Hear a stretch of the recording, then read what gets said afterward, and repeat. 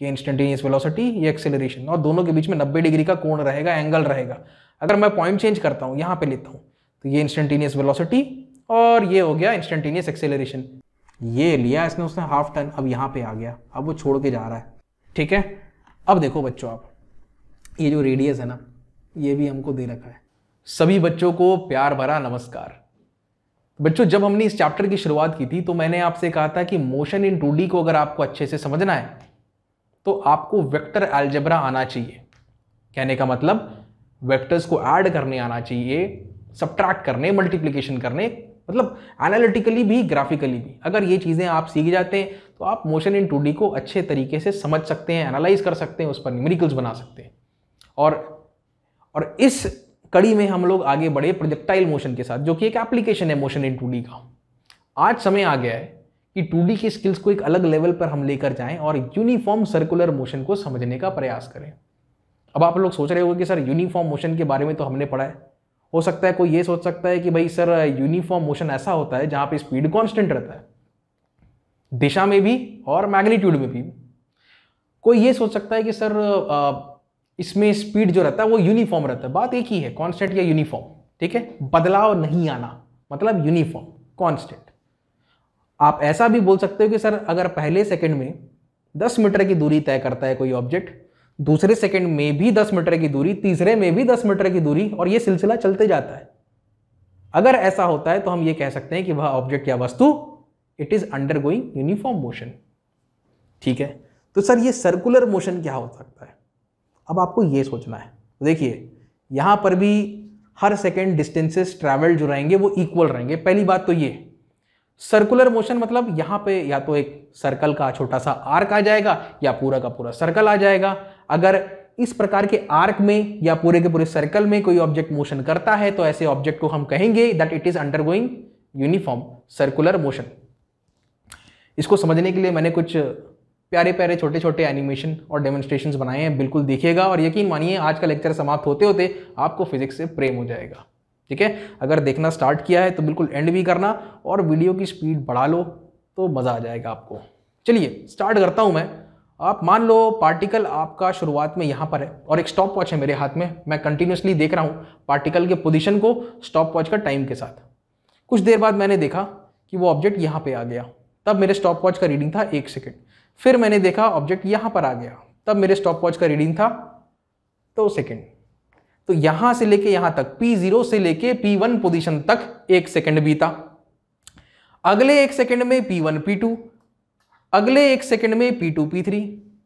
अगर आप ध्यान से देखो बच्चों, ये एक प्रकार का जो आर्क बना है या पाथ बना है ये किसी सर्कल का है या सर्कल का हिस्सा है, ऐसा आप कह सकते हो। ये देखो ध्यान से आप।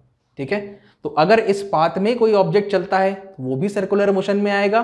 ठीक, या फिर अगर इस पूरे सर्कल को, पूरा ऑब्जेक्ट जो है पूरे सर्कल को ट्रैवर्स करता है या तय करता है तो उसको भी हम सर्कुलर मोशन बोलेंगे। अब इसको यूनिफॉर्म कब बोलेंगे? एक परिस्थिति है, मान लीजिए पहले सेकंड में वो कुछ दूरी तय करता है, अगर दूसरे सेकंड में भी वह उतनी ही दूरी तय करता है और इस सर्कुलर ट्रैक के अलोंग तय करता है तो हम बोलेंगे uniform circular motion.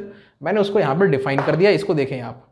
A particle is in uniform circular motion if it travels around a circle, अगर वो सर्कल के अराउंड ट्रैवल करता है जैसे कि यहां आप देख रहे हैं, और a circular arc, circular arc में हो या फिर पूरे के पूरे सर्कल का ही चक्कर लगा ले, ऐसी परिस्थिति में हम क्या कहते हैं? उसको यूनिफॉर्म सर्कुलर मोशन कहते हैं। परंतु आपको इस बात का ध्यान रखना है, यहां पर जो स्पीड रहेगा वह कांस्टेंट रहेगा, स्पीड में कोई बदलाव नहीं आएगा, मैग्नीट्यूड में कोई बदलाव नहीं आएगा।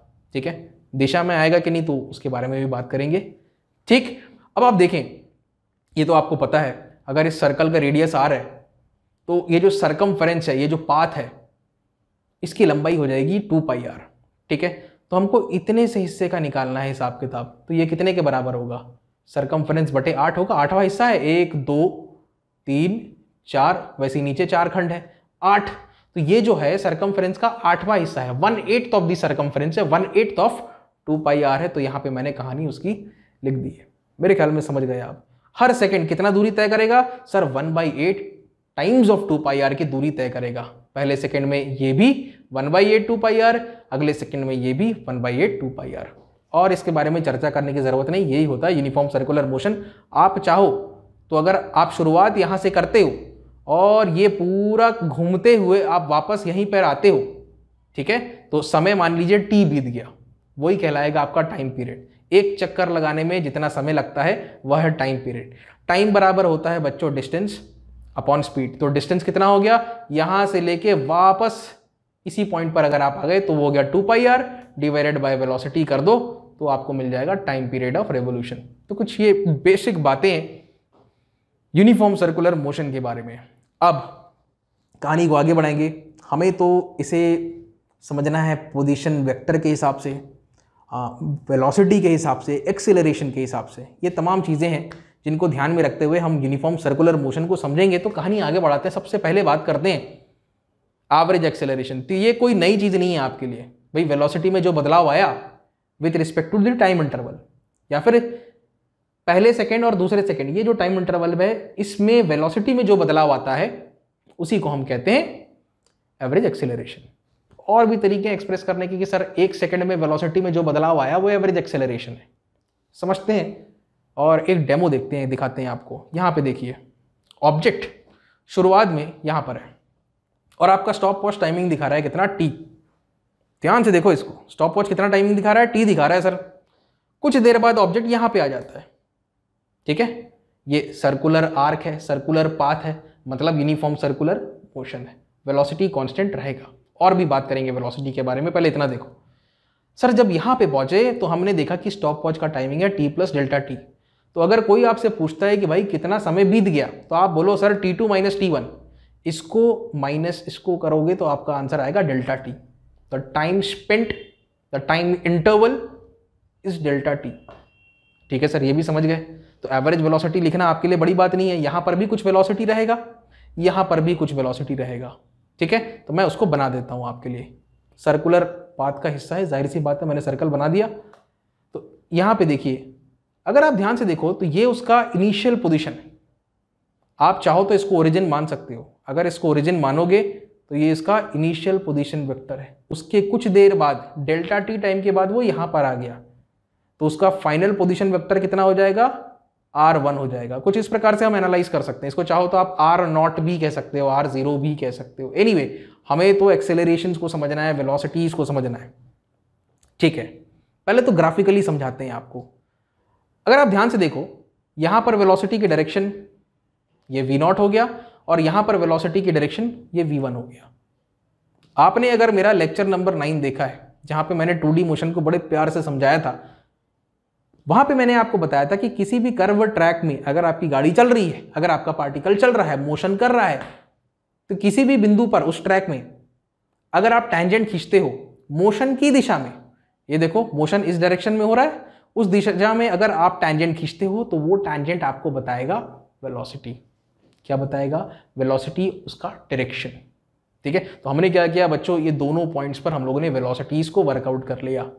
अब आप बोलोगे कि सर कांस्टेंट है वेलोसिटी, तो क्या है वेलोसिटी, सर वेलोसिटी तो कांस्टेंट है और एक्सेलरेशन को आपने लिखा है a एवरेज बराबर ΔV/ΔT। अगर हम ऐसा करने जाएं तो final velocity minus initial velocity divided by time interval, sir जो भी हो, टाइम इंटरवल तो है।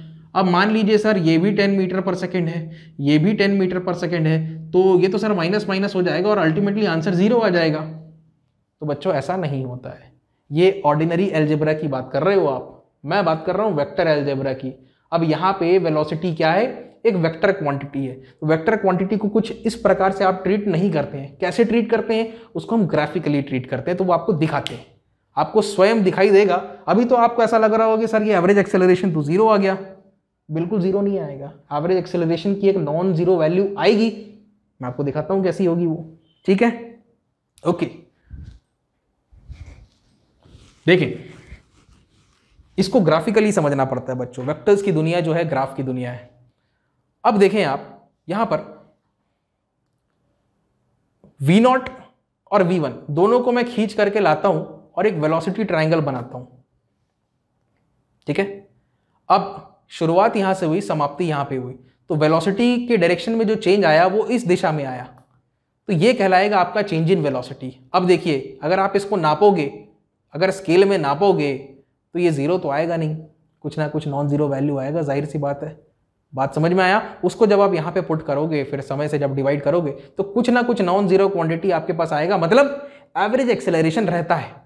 भले ही ये मैग्नीट्यूड में सेम हो, ये दोनों एरो के साइजेस जो हैं बच्चों मैग्नीट्यूड में सेम है, लेकिन इनके डायरेक्शंस अलग अलग है। क्योंकि इनके डायरेक्शंस अलग अलग हैं, उसके कारण उत्पन्न होता है एक त्वरण, मतलब एक्सेलरेशन, ठीक है। और अगर आप ध्यान से देखो तो ये एक्सेलरेशन जो है किसी एक स्पेशल पॉइंट की तरफ उसका झुकाव है, वह स्पेशल पॉइंट है ये, मतलब this acceleration is acting towards the centre. इसीलिए इस एक्सेलरेशन को हम कहते हैं, याद रखें, हिंदी में शायद अभिकेंद्रीय कहते हैं, इसको हम कहते हैं सेंट्रीपेटल एक्सेलरेशन। चाहो तो लिख लो, अभी कॉपी में लिख लो, हमेशा किसके तरफ रहेगा? Towards centre. सर्कुलर पाथ का जो भी रहे केंद्र, उस केंद्र की दिशा में रहेगा सेंट्रीपेटल एक्सेलरेशन। इतना तो समझ में आया, दिखाई दिया? ठीक है सर, इतना तो समझ गए। एवरेज एक्सेलरेशन तो आपने बता दिया। जैसे एवरेज एक्सेलरेशन होता है ना, वैसे ही इंस्टेंटेनियस एक्सेलरेशन भी होता है।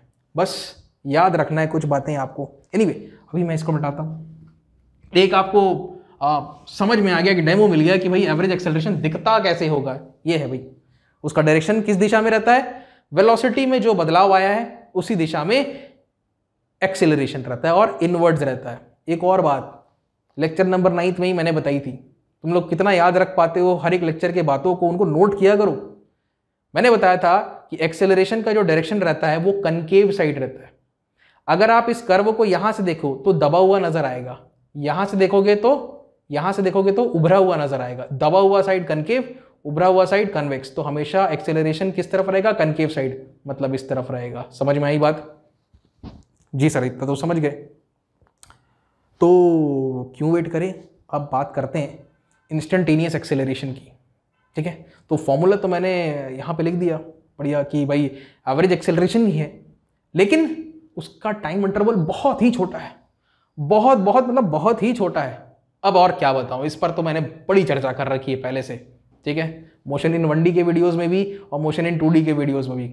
तो आप मान लो कि यहाँ पर जो टाइम है वो है t, और ये मान लो कि यहाँ पर जो टाइम है वो है t प्लस डेल्टा टी, ऐसा आप मान लो। तो अगर कोई पूछे कि कितना समय बीत गया, तो आप बोलोगे सर डेल्टा टी टाइम बीत गया, बस इतना काफ़ी है। एक काम करते हैं, इंस्टेंटेनियस वेलोसिटी में हमको क्या करना है, इस डेल्टा टी को ना छोटा करना है, इसको जीरो की तरफ लेके जाना है। जीरो नहीं करना है, इक्वल टू जीरो नहीं करना है, टेंड्स टू जीरो करना है। मतलब इन दोनों पॉइंट्स को हमको नज़दीक लाना पड़ेगा। नज़दीक लाएंगे तो देखें बदलाव कैसे आता है, और इसको जरा समझने का प्रयास करें तो कुछ ऐसा आएगा बदलाव। समझ में आई बात? और बदलाव देखना है आपको, बिल्कुल दिखाते हैं। अभी डेल्टा टी को छोटा करने जा रहे हैं हम लोग, ठीक है, ध्यान से समझें इस चीज़ को, और छोटा कर देते हैं। देखिए, अगर आप शुरुआत से अगर आप ऑब्जर्व कर रहे हैं, मैं एक बार फिर से चलाता हूँ एनिमेशन को। ये इंस्टेंटेनियस वेलोसिटी हो गई, कर्व में टैंजेंट खींचो मोशन की दिशा में, इंस्टेंटेनियस वेलोसिटी दोनों पॉइंट्स पे मैंने लगा दिया। ठीक, अब वेलोसिटी का डायरेक्शन भी चेंज होगा, अगर जाहिर सी बात है इसको आप फिक्स रख रहे हो। हमारा उद्देश्य है कि इस पॉइंट पर मैं कैलकुलेट करना चाहता हूं instantaneous velocity at point P। ठीक, तो इन दोनों को पास लाएंगे तो समय सीमा कम होगी, टाइम इंटरवल छोटा होगा। छोटा बनाते जाओ, ठीक है, और छोटा बनाओ, और छोटा बनाओ, तो एक समय ऐसा आएगा कि दोनों पॉइंट्स इतने पास आ जाएंगे कि मैं उसको आपको शो भी नहीं कर पाऊंगा। ऐसी परिस्थिति में यहां पर जो बनेगा वो बनेगा इंस्टेंटेनियस एक्सेलरेशन। अच्छा, इसको समझने का एक और तरीका है, चलो एनिमेशन में थोड़ा पीछे चलते हैं, और पीछे चलते हैं, नहीं इतना काफ़ी है। हाँ, इसको समझाने के लिए थोड़ा सा मेरे को यहाँ पे मॉडिफिकेशंस करने पड़ेंगे। बच्चों देखो, यहाँ पे जब एक्सेलरेशन था, अगर आप यहाँ पे वेलोसिटी वेक्टर आप बनाओगे भी, ठीक है, अगर आप बनाओगे भी तो वो कुछ ऐसा बनेगा। एक वेलोसिटी वेक्टर इधर आएगा, एक वेलोसिटी वेक्टर इधर आएगा। ये है v, ठीक है, और ये हो जाएगा आपका डेल्टा v, ये हो जाएगा v1। तो अल्टीमेटली ये कहाँ पॉइंट करेगा? हमेशा सेंटर की तरफ पॉइंट करेगा। दूसरे फोटो में देखो, आप दूसरे फोटो में देखो, ये यहां पर, ठीक, ये फिर से डेल्टा v का डायरेक्शन इस तरफ रहेगा। ये आपका हो गया v, और ये हो गया आपका v1। ये डेल्टा v का डायरेक्शन इस तरफ ही रहेगा, और यहां पे ये परपेंडिकुलर रहेगा। एक और बात मैं बता देता हूं, पिछले स्लाइड में चलता हूं मैं फिर से। यहाँ पर अगर देखोगे तो यहाँ पे एंगल कितना रहेगा, परफेक्ट डायग्राम तो मैं नहीं बना पाया, लेकिन यहाँ पे ये डेल्टा आर के परपेंडिकुलर रहेगा, बिल्कुल स्पष्ट। और देखो, और नज़दीक लाओगे तो ये कहानी कुछ ऐसी हो जाएगी, और नज़दीक लाओगे तो आपको क्या मिलेगा, यहाँ पर जो मिलेगा वो मिलेगा इस डायरेक्शन में, ये आपको मिलेगा बच्चों इंस्टेंटेनियस एक्सेलरेशन, और ये आपको जो मिल रहा है वो है इंस्टेंटेनियस वेलोसिटी। बिल्कुल यही लॉजिक है इंस्टेंटेनियस वेलोसिटी, इंस्टेंटेनियस एक्सेलरेशन को समझने का। तो मैंने आपको ग्राफिकली तो कई सारी चीज़ें बता दी, और हमें इनको समझना है मैथमेटिकल एक्सप्रेशन के थ्रू, इसको समझते हैं। अच्छा, एक और चीज़, इतना तो आपको समझ में आ गया, टैंजेंट इंस्टेंटेनियस वेलोसिटी और टुवर्ड द सेंटर एक्सेलरेशन आएगा उसी पॉइंट पे। तो एक और ग्राफ के जरिए आपको मैं बता देता हूँ, ग्राफ तो नहीं बोल सकते, एक डायग्राम देखो। अगर इस पॉइंट पर है तो ये देखो, ये इंस्टेंटेनियस वेलोसिटी, ये एक्सेलरेशन, और दोनों के बीच में 90 डिग्री का कोण रहेगा, एंगल रहेगा। अगर मैं पॉइंट चेंज करता हूँ, यहाँ पे लेता हूँ, तो ये इंस्टेंटेनियस वेलोसिटी और ये हो गया इंस्टेंटेनियस एक्सेलरेशन। कैसा? Toward the centre. ठीक है, देखो एक बात जाहिर है, यहाँ पे मैंने लिख भी दिया है कि भाई दोनों वेक्टर्स का मैग्नीट्यूड सेम है, लेकिन दोनों कंटिन्यूसली अपने डायरेक्शंस को चेंज कर रहे हैं। ठीक है, ये वाले एरो का साइज देखो और ये वाले एरो का साइज देखो, दोनों ऑरेंज वाले, भाई मैग्नीट्यूड में तो सेम है क्योंकि एरो की लंबाई सेम है। ये नीले वाले को देखो, ये नीले वाले को देखो, मैग्नीट्यूड में सेम है क्योंकि लंबाई सेम है। ठीक, लेकिन दोनों का दिशा चेंज हो रहा है। तो magnitude remain same but the direction continuously changes with respect to time. ये है केस आपका यूनिफॉर्म सर्कुलर मोशन का। तो velocity is always directed tangent to the circle in the direction of motion, tangent to the circle in the direction of motion. Acceleration is always directed radially inward, कोई भी position हो, यहाँ पे हो या यहाँ पे हो, रेडियली इनवर्ड। अब इससे बेहतर तरीके से और क्या बताएं, एक और देख लो, चलो मान लो वो यहाँ पर है, ये लो, बस हो गया। समझ गए आप लोग, काफी कुछ समझ गए। अभी मैथमेटिकल एक्सप्रेशन के जरिए भी हम लोग समझेंगे। ठीक, अच्छा और आगे बढ़ते हैं, इंस्टेंटेनियस एक्सेलरेशन को समझते हैं। तो मैंने क्या किया है बच्चों, मैंने रैंडमली एक पॉइंट पिक किया है यहाँ पे, और मैंने कहा कि ये ओरिजिन है, और इस ओरिजिन के रिस्पेक्ट में इसके कोऑर्डिनेट्स मैंने प्लेस कर दिए। इस पर टैंजेंट खींचोगे वो हो जाएगी इंस्टेंटेनियस वेलोसिटी, और इसी पॉइंट से आप सेंटर की तरफ एक एरो खींचोगे, वो कहलाएगा उसका इंस्टेंटेनियस एक्सेलरेशन, जिसको कि आप पॉपुलरली सेंट्रीपिटल एक्सेलरेशन के नाम से जानते हैं, और जिसका कि फॉर्मूला v²/r होता है, ये भी आप जानते हैं। अब वो कैसे निकल करके आता है, इस बात पे तो चर्चा करनी है अब। ठीक है, अच्छा बढ़े आगे। तो यार एक्सेलरेशन तक पहुंचने से पहले ना आपको पोजीशन वेक्टर को एक्सप्रेस करना आना चाहिए, पोजीशन वेक्टर के बाद आपको इंस्टेंटेनियस वेलोसिटी आना चाहिए, तब जा करके आप एक्सेलरेशन पर पहुंच सकते हो। पोजीशन वेक्टर को डिफरेंशिएट करोगे इंस्टेंटेनियस वेलोसिटी, इंस्टेंटेनियस वेलोसिटी को डिफरेंशिएट करोगे तो इंस्टेंटेनियस एक्सेलरेशन। ये कहानी है, इस क्रम में हमको चलना है। तो चलो शुरुआत करते हैं हम लोग पोजीशन वेलोसिटी, पोजीशन वेक्टर से। ध्यान से देखना है आपको, बड़े प्यार से समझना है।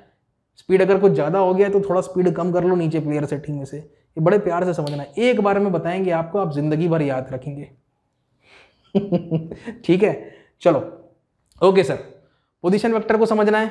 ठीक है, तो वेक्टर्स की भाषा में हम क्या लिख सकते हैं, अगर आप बोलें तो मैं यहाँ पे लिख देता हूँ, इसको मैं O लिख देता हूँ, ये तो P लिखा हुआ है, OP वेक्टर ही उसका पोजीशन वेक्टर कहलाएगा। ठीक, और जिसको कि आप यहाँ पे किससे डिनोट कर सकते हैं, आप चाहो ना बच्चों तो इसको R से भी डिनोट कर सकते हो, ये वेक्टर R से। तो वेक्टर R OP से लिख देते हैं ना यार, ये वेक्टर R मतलब OP, और इसको आप लिखोगे XP I cap plus YP J cap. इसमें और कुछ नई बात नहीं है, ये पोजीशन वेक्टर हो गया। पोजीशन वेक्टर के बाद हम लोग बात करते हैं इंस्टेंटेनियस वेलोसिटी की, इसको भी बड़े प्यार से आपको समझाते हैं, ध्यान से देखेंगे इंस्टेंटेनियस वेलोसिटी। और एक बात का याद रखें, ये x हो गया, y हो गया, ये सब के सब किसके गुलाम है, समय के गुलाम है। समय के साथ इसमें बदलाव आता है। ठीक है, x depends on time, y also depends on time. इसको समझना है, अभी बताते हैं आपको। देखें सर, पोजीशन वेक्टर तो ठीक है, अब बात करते हैं इंस्टेंटेनियस वेलोसिटी की। बिल्कुल इंस्टेंटेनियस वेलोसिटी, तो अगर आप ध्यान से देखो तो यहाँ पर भी वेलोसिटी के कंपोनेंट्स बनेंगे। एक कंपोनेंट y डायरेक्शन में जाएगा, एक x डायरेक्शन में जाएगा।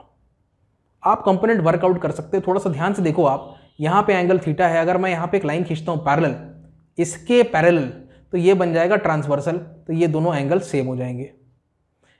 ये क्योंकि यहां पर इस लाइन के साथ ये वेलोसिटी वेक्टर जो है वो 90 डिग्री का एंगल बना रहा है, तो ये जो बचा हुआ है वो है 90 माइनस थीटा।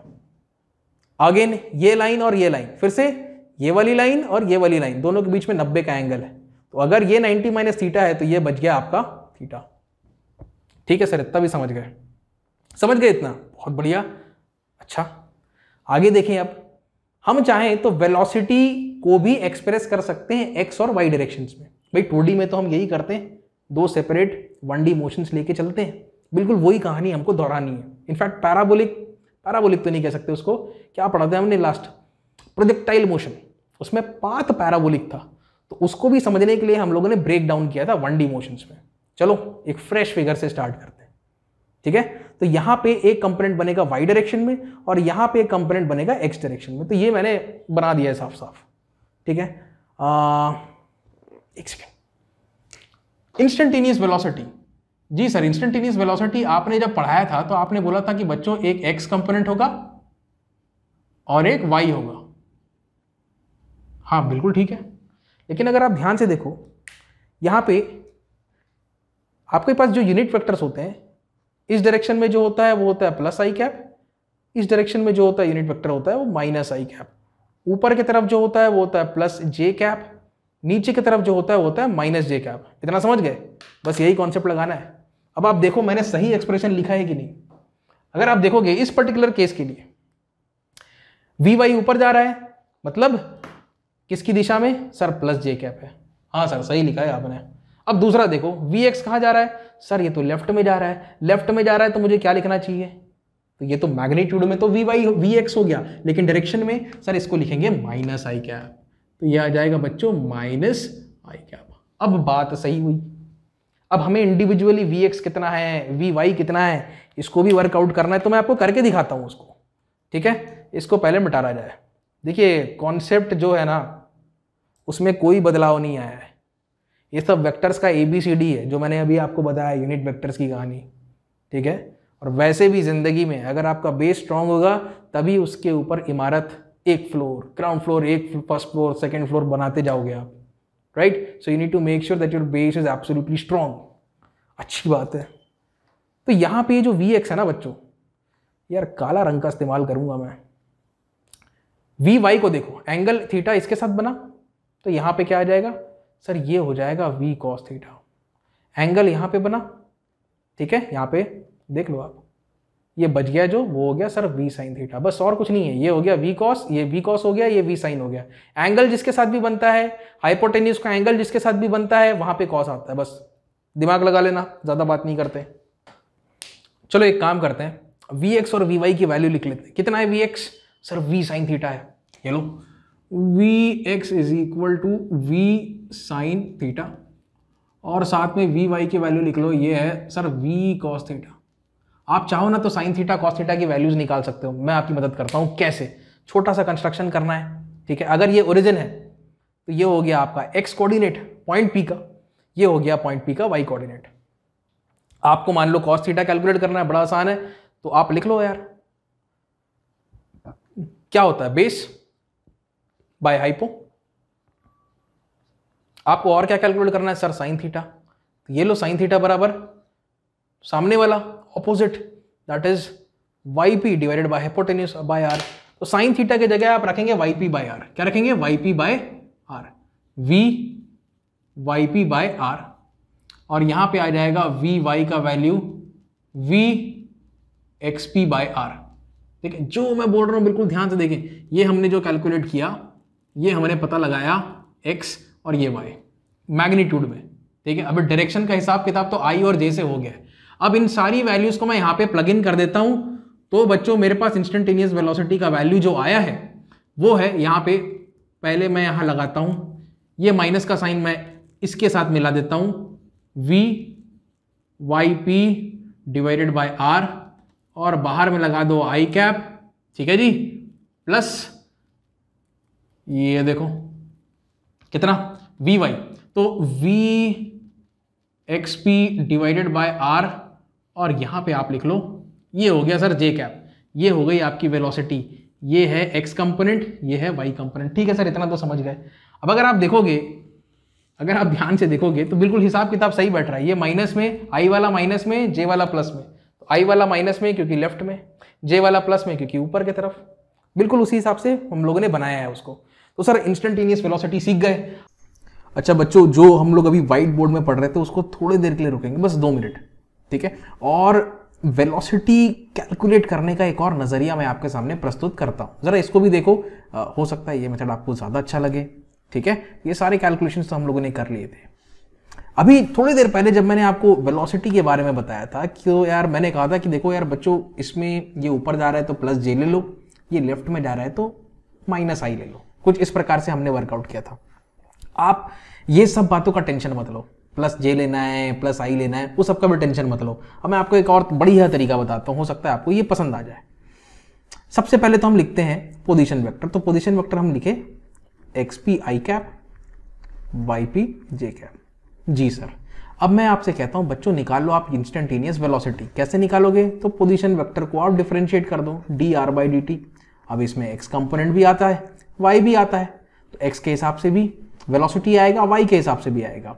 ऐसा अगर आप करते हो तो ये हो जाता है D X P by D T, ये हो जाता है I cap plus D Y P by D T, और ये हो जाता है जे कैप। अब हमें यहाँ पे कुछ सोचना पड़ेगा। अब आप इसको सबसे पहले तो इस पे ध्यान दो, सिर्फ ये वाले एक्सप्रेशन पे ध्यान दो, फिर मैं आपको बताता हूँ कहानी। देखिए बच्चों, आप मान लो कि ये ओरिजिन है, ठीक है, ये ओरिजिन है ऐसा मान लो, और हमारा पार्टिकल जो है पहले यहाँ था, फिर थोड़ी देर बाद यहाँ पे आ गया। अगर आप देखोगे ये एक्स एक्सिस है ना, और एक्सटेंड कर देते हैं एक्स, कुछ इस प्रकार से। कॉन्सेप्ट आपको समझ में आ जाएगा। ये है वाई प्लस एक्स और प्लस वाई।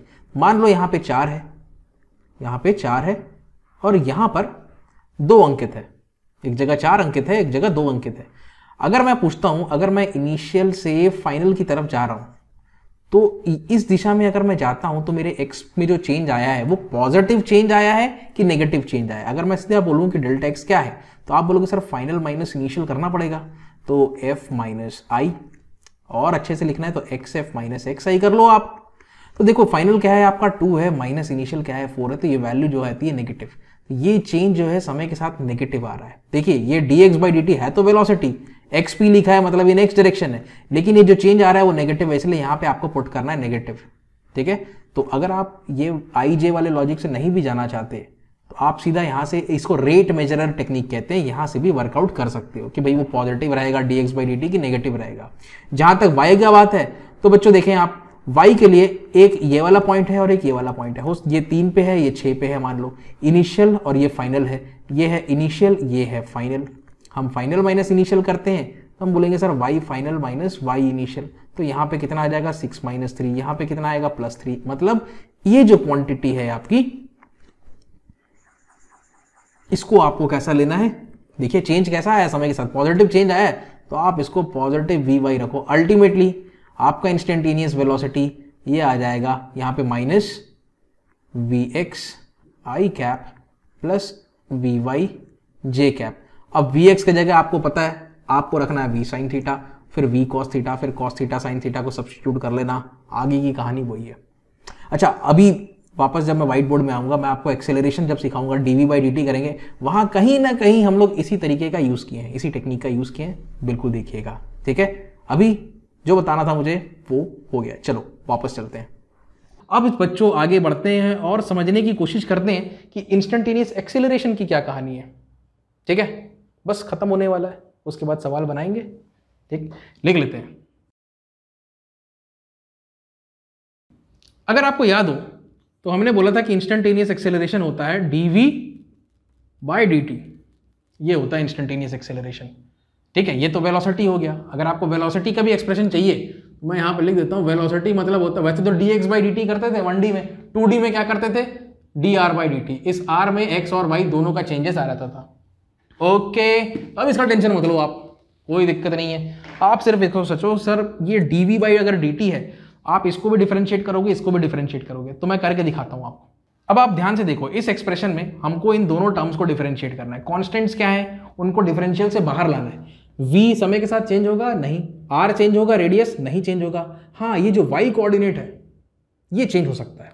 अब आपको क्या करना है, देखिए यहाँ पे मैं रखता हूँ माइनस वी बाय आर को, और यहाँ पे मैं डिफरेंशिएशन में लगाता हूँ D by D T of Y P. पहली चीज़ तो ये हो गई, ठीक, ये सम्मान के साथ, और यहाँ पे लगा देता हूँ मैं आई कैप प्लस। इसको भी अगर मैं करने जाऊँ तो मुझे v बाय आर को तो बच्चों बाहर निकालना पड़ेगा, ब्रैकेट के अंदर रखना पड़ेगा मेरे को डिफरेंशियल किसका, एक्सपी का। अब वो बदलाव जो है वो कैसा आ रहा है, पॉजिटिव आ रहा है, नेगेटिव आ रहा है, इस बारे में सोचना पड़ेगा यार थोड़ा, ठीक है। आप एक चीज़ देखो, यहाँ पे जो एक्सेलरेशन है ये भी लेफ्ट में जा रहा है, मतलब माइनस आई कैप, और ये नीचे जा रहा है मतलब माइनस जे कैप। तो यहाँ तो माइनस आई कैप मेरे को दिख रहा है, लेकिन इसका क्या, ये भी अपने आप वर्कआउट होकर आएगा, जरा देखें आप। अच्छा, अब सवाल उठता है कि सर ये D Y by D T का वैल्यू क्या होगा और D X by D T का वैल्यू क्या होगा, ठीक है।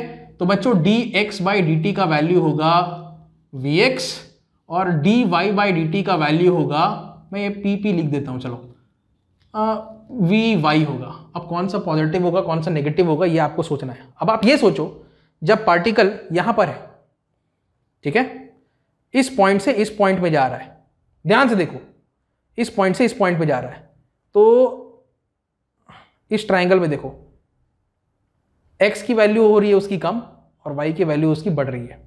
आप चाहो तो ऐसा भी देख सकते हो कि सर ऐसा y की वैल्यू बढ़ी, लेकिन अब लेफ्ट जाना ही पड़ेगा अगर यहाँ पे पहुंचना है, तो x की वैल्यू कम हो रही है, x की वैल्यू कम हो रही है, y की वैल्यू बढ़ रही है समय के साथ। तो y की वैल्यू अगर बढ़ रही है समय के साथ तो उसको आप प्लस लेंगे, x की वैल्यू समय के साथ कम हो रही है मतलब उसको माइनस लेंगे। अच्छा, नहीं समझ में आया सर वैसा, तो एक और तरीके से मैं बताता हूँ आपको, एक और तरीके से देखो आप बिंदास। देखिए एक बात तो पक्की है, अगर यहाँ पे नंबर लाइन होता, मान लीजिए यहाँ पे 5 होता, तो ये 4 होता और ये 2 होता, ठीक। तो ये सर इनिशियल होता, इनिशियल ना, आई कैप नहीं है, ये होता फाइनल होता। तो हम क्या करते हैं सर, फाइनल माइनस इनिशियल करते हैं, dx का मतलब क्या है, फाइनल माइनस इनिशियल। तो यहाँ पे क्या होता, 2 - 4 होता, क्या वैल्यू आता, नेगेटिव वैल्यू आता। बस यही है, समय के साथ अगर x में जो चेंज आ रहा है वो कम हो रहा है, ठीक है, तो आपको माइनस साइन इंडिकेट करना है उस चीज़ के लिए, ठीक है। ये समझा दिया आपको। अब मुद्दे पे आते हैं, बस फाइनल टचेस, ठीक है जी, ये दिखेंगे आपको फाइनल टचेस। अब तो यहाँ पे आपको माइनस वी एक्स, यहाँ पे पॉजिटिव वी एक्स। इसको मैं फिर से लिखता हूँ बच्चों, थोड़ा डेरिवेशन बड़ा हो गया ये हो जाएगा, ऐसे नहीं, ये हो जाएगा माइनस वी बाई आर, ये हो जाएगा प्लस में वी वाई और आई कैप प्लस ये वी बाई आर, फिर माइनस में ये हो गया सर वी एक्स, फिर ये हो गया सर जे कैप। अब यहाँ पे वी वाई और वी एक्स की वैल्यू मैग्नीट्यूड में कितनी है आप बस पुटअप कर दो, प्लस माइनस का हिसाब किताब तो हो चुका है।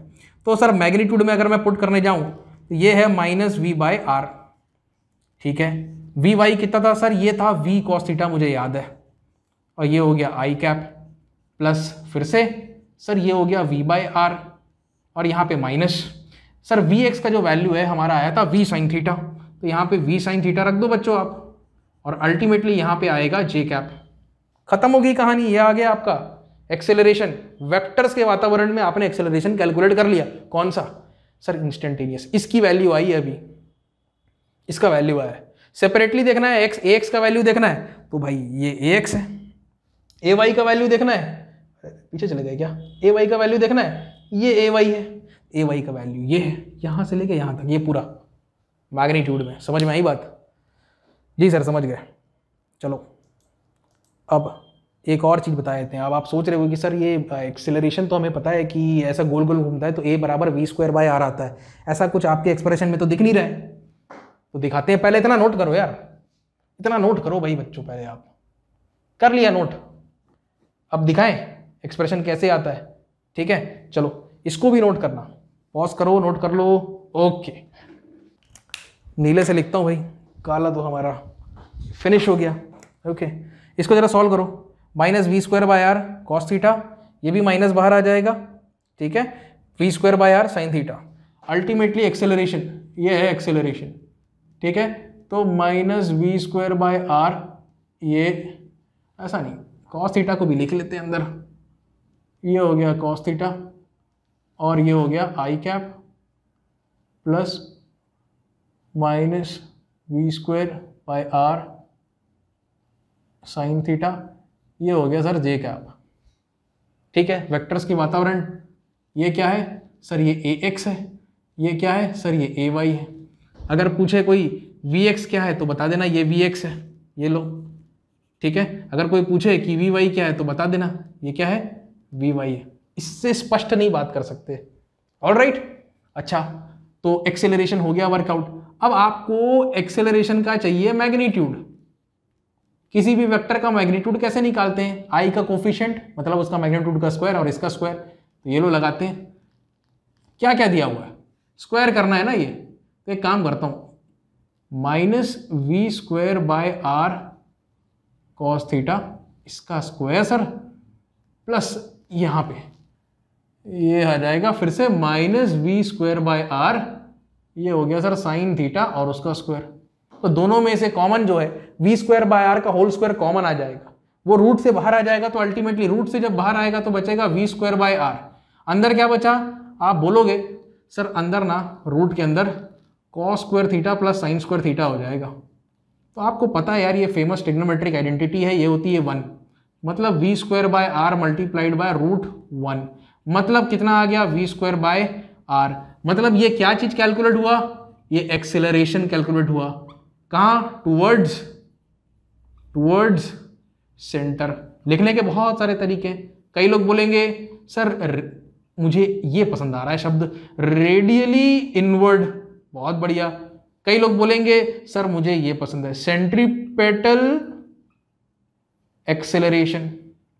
बात समझ में आए, in all the cases this is nothing but V square over R, that's the inward acceleration.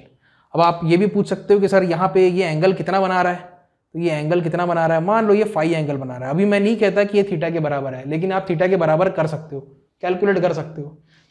तो देखो ये आपका ए एक्स है, ये ए वाई है, ठीक है। अगर आप ध्यान से देखो तो यहाँ पर ये ए वाई मैं पहले आपको बना के दिखाता हूँ।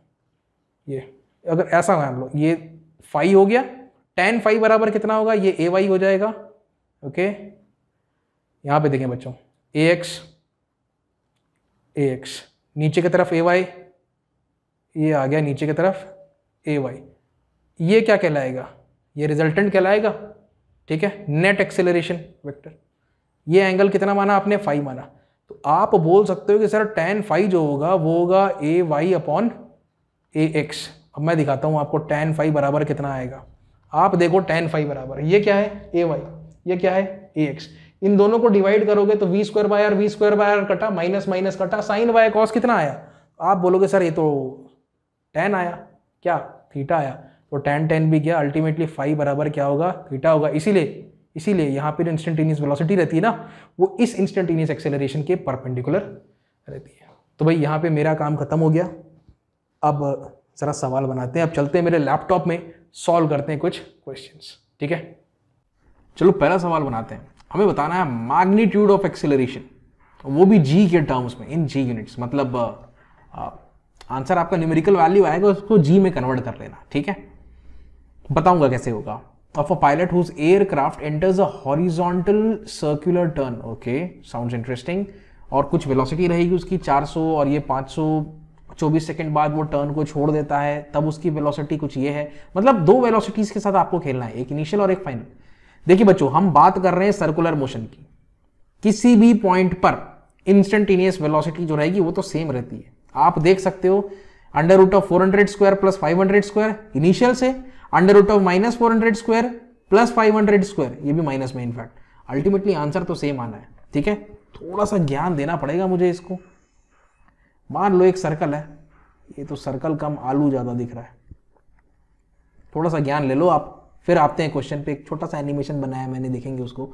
मान लीजिए इस पॉइंट की मैं बात करता हूं तो वेलोसिटी का डायरेक्शन इस तरफ रहेगा सर उसका एक x रहेगा और उसका एक y रहेगा, ठीक है। तो ये इनिशियल है, कौन सा पॉइंट है, ये आपका इनिशियल है, ठीक भाई। ये जो एरो का लेंथ है इसमें कभी भी कोई चेंज नहीं आएगा। अब देखो मैं अगर सीधा डायमेट्रिकली ऑपोजिट एंड पे आ जाता हूं, बिल्कुल इस तरफ, ये एक टर्न हुआ, हाफ टर्न कंप्लीट हुआ, तो उसका डायरेक्शन कुछ इस तरफ रहेगा। ये लंबाई और ये लंबाई सेम रहेगा बच्चों, इसका भी एक कंपोनेंट हॉरिजॉन्टल, एक कंपोनेंट वर्टिकल। ऐसा मैं क्यों कह रहा हूं डायमेट्रिकली, थोड़ी देर में कहानी समझ में आएगी। क्वेश्चन में बोला नहीं है, सर्कुलर मोशन तो हुआ है ठीक है, एंटर द सर्कुलर टर्न, लेकिन ये पूरा का पूरा सर्कल नहीं घुमा है, आधा ही सर्कल घुमा है, उसका प्रमाण मैं अभी आपको दे रहा हूं। ओके, तो यहां पे स्टॉप वॉच 0 है, यहां पे स्टॉप वॉच 24 सेकेंड है, ऐसा है। ठीक, ऐसा क्यों है थोड़ी देर में समझ में आएगा। देखो यहां पे जो है ये वेलोसिटी तो आप निकाल सकते हो वी इनिशियल, लेकिन इससे कंपोनेंट है, ये 400 का है, ये 500 का है, इसको भी दोनों पॉजिटिव में है बच्चों, एक बात को ध्यान रखना। ठीक है, तो एक राइट में है और एक ऊपर पॉइंट कर रहा है। यहाँ पे जो कंपोनेंट है वो कैसा है, दोनों के दोनों नेगेटिव। ये 400 जो इस तरफ था वो 400 इस तरफ हो गया, और जो 500 पहले ऊपर था वो 500 नीचे हो गया। भाई ये तो उतना ही आना है, ये भी उतना ही आना है, ये वी फाइनल है, बस डायरेक्शन अलग अलग है। ये तभी होता है जब ये डायमेट्रिकली ऑपोजिट एंड्स की मैं बात करता हूं। ठीक है, जब पार्टिकल पॉइंट ए पर है और अगर पार्टिकल पॉइंट बी पर है और पॉइंट बी डायमेट्रिकली ऑपोजिट है ए के, तो वेलोसिटी के जो डायरेक्शंस रहते हैं एक्स का वो बिल्कुल रिवर्स हो जाता है और वाई का डायरेक्शन भी रिवर्स हो जाएगा। रिवर्स हो जाएगा मतलब उसने कितना टर्न लिया है, आधा टर्न लिया है। कितना टर्न, हाफ टर्न। तो हाफ टर्न लेने में उसको कितना समय लगा, ये प्रश्न में दे रखा है 24 सेकेंड। जितना ज्ञान देना था मैंने दे दिया। अब सीधा बढ़ते हैं आगे कि सवाल को हल किस प्रकार से किया जाए। चलो ओके, क्या निकालना है सर, एक्सेलरेशन निकालना है। तो बच्चों वो भी जी के टर्म्स में क्या होता है acceleration, sir V square by R होता है। अच्छा, तो सर हमको ये भी पता चल गया कि हाफ टर्न। अच्छा यार, फोटो तो मैंने दिखाया नहीं आपको, पहले फोटो दिखा देता हूँ, मजा ले लो इसका। ये है, कितना है वेलोसिटी आपको पता है, 400 और 500। ठीक, एक्स में इधर 400 और इधर 500, ये दाएं तरफ ये ऊपर, इसीलिए आई और जे। ये लिया इसने उसने हाफ टर्न, अब यहाँ पे आ गया, अब वो छोड़ के जा रहा है। इसके भी कंपोनेंट रहेंगे, ये नेगेटिव 400, ये नीचे की तरफ है तो नेगेटिव 500। समझ में आया, वी इनिशियल और ये वी फाइनल। यहाँ पे सबस्क्रिप्ट में आई लिख देते हैं यार। अब तुम लोग समझ गए हो, समझदार हो। और यहाँ पे जाहिर सी बात है कोई केंद्र बिंदु होगा, आप चाहो तो वर्कआउट कर सकते हो। मान लो इस पॉइंट की मैं बात करता हूँ, इस पॉइंट पे इंस्टेंटेनियस वेलोसिटी इस डायरेक्शन में, और इसी पॉइंट पर इंस्टेंटेनियस एक्सेलरेशन ए है, ये जिसका वैल्यू मैंने यहाँ पे लिखा है। ये इंस्टेंटेनियस वेलोसिटी है जो ए के फॉर्मूले में दिखाई देता है यहाँ पे, देखा। अच्छा चलो, मैग्नीट्यूड कैलकुलेट करना एक्सेलरेशन का, वो भी जी के टर्म्स में। सो कैलकुलेट कर लेते हैं बच्चों। आपके स्टॉप वॉच की रीडिंग है 0.000। यहाँ पे स्टॉप वॉच की रीडिंग है, आपको पता है 24 सेकंड के बाद वो हॉरिजॉन्टल टर्न लेके निकल जाता है। कितना, 24 सेकंड के बाद। तो देखो यार, सीधी सी बात है, हाफ टर्न, ठीक है, हाफ रेवोल्यूशन के लिए लगते हैं उसको 24 सेकंड, तो फुल रेवोल्यूशन के लिए लगेंगे उसको कितने, 48 सेकंड। तो 48 सेकंड एक समय, एक प्रकार से आपका क्या कैलकुलेट हो गया है, टाइम पीरियड कैलकुलेट हो गया सर। क्योंकि टाइम पीरियड को हमने कैसे डिफाइन किया है भाई, एक चक्कर लगाने में जितना समय लगता है वही टाइम पीरियड होता है। तो टाइम पीरियड है सर 48, बोले तो टी। ठीक, 48 क्या, सेकेंड्स। ओके, तो सर ए बराबर ना वी स्क्वायर बाय आर है, और सर टी बराबर हमको पता है, ये यहां से घूमना चालू करता है और यहां पर आता है एक चक्कर। एक चक्कर मतलब कितना सर, 2 पाई आर होता है डिस्टेंस, और स्पीड सर उसको वी लिखते हैं हम। ठीक है, 2 पाई आर बाय वी। आप चाहो तो यहां से आर का वैल्यू निकालो, ये हो जाएगा टीवी अपॉन 2 पाई। ये आर का वैल्यू आपको मिल गया बच्चों। थोड़ा सा हाईलाइट कर देता हूं यार, क्या है एक्चुअली मेरे पास आर का वैल्यू है नहीं, तो बिना आर के भी खेल खेलना है। कैसे खेलना है बताते हैं आपको। ये आर का वैल्यू उठा के यहाँ पे रख दो, तो ए बराबर कितना हो गया, V square by R. R के जगह रखोगे क्या आप, टी वी अपॉन 2 पाई, तो ये वी से वी गया। आपका एक्सेलरेशन आ गया कितना, ये आ जाएगा 2 पाई, एक वी ऊपर बचा है बाय टी, 2 पाई। तो सर वी निकालना बड़ा आसान है। ठीक है, कैसे, ये लो कंपोनेंट्स, ये है सर 400 और ये है सर 300। इधर भी देखो, ये है सर 300 नहीं है मेरे भाई, ये है 500, ये है 400 है, और ये सर x में 400, y में 500। ठीक है, बस कोई भी ले लो यार, 400 और 500, इसको सॉल्व कर लो आप। टाइम कितना आएगा आपको पता है, 48 सेकेंड में एक सर्कल वो ट्रैवर्स करेगा। Just try to solve this. Under root of क्या, 400 का स्क्वायर प्लस 500 का स्क्वायर, ये इतना आया 640.31। अगर कोई बोलता है वेलोसिटी कैलकुलेट करना इंस्टेंटेनियस, तो ये क्या करोगे, यहाँ पे 400 का स्क्वायर प्लस 300 का स्क्वायर, ये वैल्यू आ रही है 640.31। ठीक है, बाय द वे मैं डायरेक्टली वैल्यूज प्लग इन कर रहा हूँ, इंटू 2 पाई और डिवाइडेड बाय 48। ये आंसर आ रहा है बच्चों 83.81। कितना? एक्सेलरेशन 83.81 मीटर पर सेकेंड स्क्वायर। लेकिन क्वेश्चन में क्या बोला है? इन टर्म्स ऑफ जी निकालने बोला है, इन जी यूनिट्स। एक काम करो, मैं मान लेता हूं इस क्वेश्चन में थोड़ा जी को 10 मान लेता हूं, ठीक है, थोड़ा आसान हो जाएगा मेरे लिए कैलकुलेशन। तो 83.81 जो लिखा है ना, इसको मैं मल्टीप्लाई करता हूं जी से और 10 से डिवाइड करता हूं। जी का वैल्यू तो 10 है ना, बात वही है। तो ये आ जाएगा लगभग 8.3 जी के बराबर, जी यूनिट्स में। 8.3 जी बहुत खतरनाक एक्सेलरेशन है। यहां पे तो इंसान की सिट्टी पिट्टी गोल हो जाती है। एक रोचक तत्व आपको बताते हैं। मान लो इस एयरक्राफ्ट में आप हो, ठीक है, आप चला रहे हो एयरक्राफ्ट को और आप ऐसा टर्न लिया, आपने शार्प टर्न लिया, ठीक, सर्कुलर टर्न लिया। अगर आपका एक्सेलरेशन कभी 1 मीटर है, उसमें मान लो लगभग अगर 2G या फिर 3G के आसपास हुआ अगर आपका एक्सेलरेशन, तो पता है क्या होगा? आपका जो ब्रेन है ना, ब्रेन का जो फंक्शनिंग है ना, उसमें दिक्कत आ जाएगी, हैम्पर्ड। ये होता है।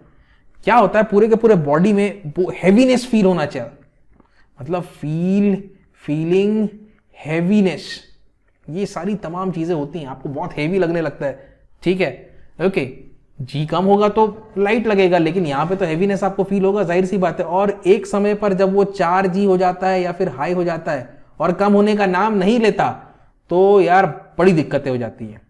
आपको कभी ऐसा लगता है आपके सामने ब्लैक, कभी आपको लगता है आपके सामने सब कुछ व्हाइट है, और आपको ऐसा लगता है कि आप एक टनल में चलते जा रहे हो। इसको कहते हैं टनल विजनिंग, ठीक है। और ये अगर कंटिन्यू, अगर ये रुका नहीं, ये वैल्यू अगर कम नहीं हुई, हो सकता है आप क्या हो जाओ? अनकॉन्शियस हो जाओ। इस अवस्था को हम कहते हैं G LOC, gravity induced loss of consciousness. Gravity induced loss of consciousness, ये अवस्था कहते हैं हम लोग। हो सकता है, ठीक है। तो बड़ी खतरनाक होती है, पायलट्स की लाइफ आसान नहीं होती। You have to be emotionally as well as physically very very strong, right.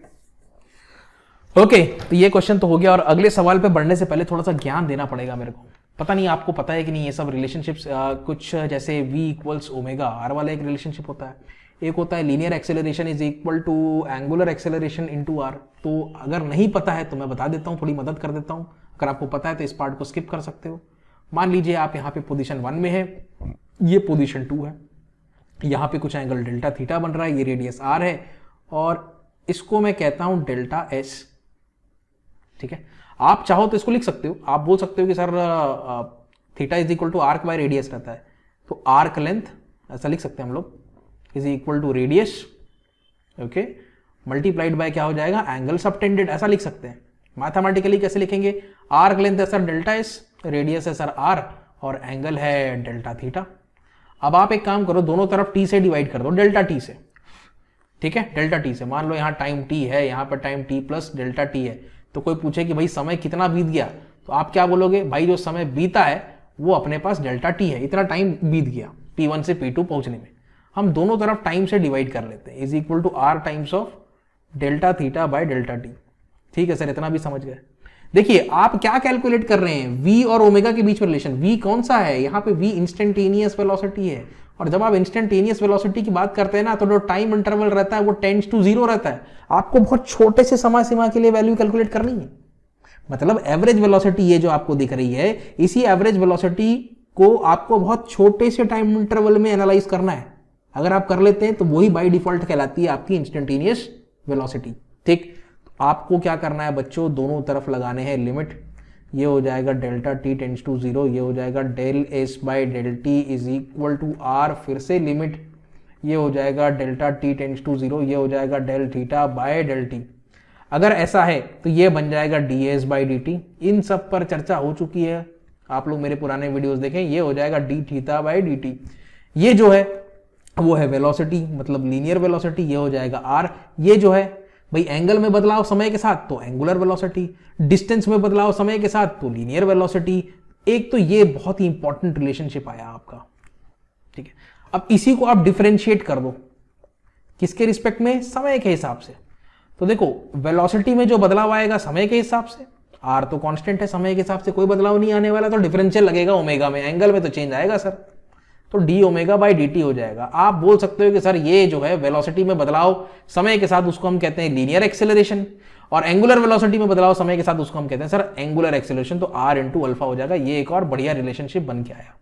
एक और बात आप कह सकते हो कि सर ए बराबर होता है वी स्क्वायर बाय आर, तो वी बराबर हो गया ओमेगा आर, तो omega square R square divided by R. R और आर कैंसिल हो गए, तो हम लोग एक और चीज लिख सकते हैं, वी ए बराबर होता है ओमेगा स्क्वायर आर, ऐसा भी लिख सकते हो आप। ए बराबर वी स्क्वायर आर भी लिख सकते हो। ये लीनियर वेलोसिटी के टर्म्स में, एंगुलर वेलोसिटी के टर्म्स में। जितना ज्ञान देना था मैंने दे दिया। अब अगले सवाल की तरफ आगे बढ़ते हैं। अगले सवाल में एक कीड़े के बारे में बात हो रही है। We are talking about an insect, ठीक है, वो जो एक सर्कुलर ग्रूव में ट्रैप्ड है, फंस गया है। तो ये देखो, ये वुडन प्लैंक है एक, उसमें से ऐसा ग्रूव काट के निकाला गया है, और यहां पर कहीं ना कहीं एक आपको कीड़ा दिखाई देने वाला है। ये दिखा नहीं दिखा, दिखाएं जूम करके। ये देखो आप, किधर गया मेरा जूमर, कहां गया? अब दिखा, हाँ ठीक है। अब देखो बच्चों आप, ये जो रेडियस है ना, ये भी हमको दे रखा है। मैं लिख देता हूँ कितना है ये, 12 सेंटीमीटर है सर। तो मैं इसको मीटर्स में लिख रहा हूँ, 0.12 मीटर्स। 7 रेवोल्यूशन लगाता है वो, और 7 रेवोल्यूशन कीड़ा ये घूमते ही रहता है, घूमते ही रहता है, 7 चक्कर काटता है, और 7 चक्कर काटने में लगते हैं उसको 100 सेकेंड। तो अब आप देखो एनालिसिस, एक रेवोल्यूशन में लगेगा उसको, सर ये तो 100/7 हो जाएगा। तो ये जो 100/7 आया है, ये एक रेवोल्यूशन का टाइम आया है। इसी को हम कहते हैं टाइम पीरियड। मेरे ख्याल में तुम लोग समझ गए। तुम्हारे पास डायरेक्टली अब किसका वैल्यू है? सर टी का वैल्यू तो है। हमें क्वेश्चन के सबसे पहले पार्ट में क्या निकालना है? हमें बताना है कि जरा एंगुलर स्पीड कितनी है, मतलब ओमेगा निकालना है। क्वेश्चन में फिर और ये भी पूछा है लीनियर स्पीड कितनी है, मतलब वी निकालना है। देखिए ओमेगा कैलकुलेट करने के लिए क्या करेंगे, ठीक, एंगुलर वेलोसिटी है ना, तो एंगुलर डिस्प्लेसमेंट देखोगे। एक रेवोल्यूशन की बात करते हैं, कितना एंगुलर चेंज आएगा?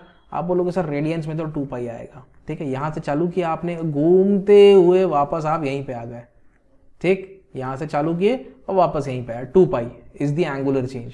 कितना टाइम लगा? सर टाइम पीरियड जो है, बस यहाँ पे आप वैल्यूज प्लग इन कर दो।